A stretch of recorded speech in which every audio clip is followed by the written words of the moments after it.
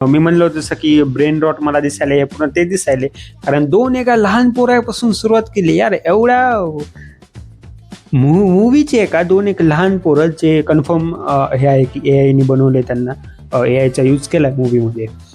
मी opposite नाही AIचा use करणं, कारण यार तुम्ही लहान मुलांना जर दोघायला बोलताना दाखवायचं असेल तुम्ही कसं दाखवता, AI नाही दाखवावं लागेल ते.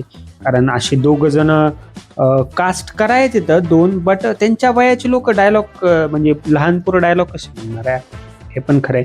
आणि मला वाटेल की ह्याची ती अशी स्टोरी असेल की वरुण धवन असेल एका साईडला, मृणाल ठाकूर सोबत ते लग्न करल आणि सेम पूजा हेगडे सोबत, दोघांपासून त्याला एक एक मुलगा होईल.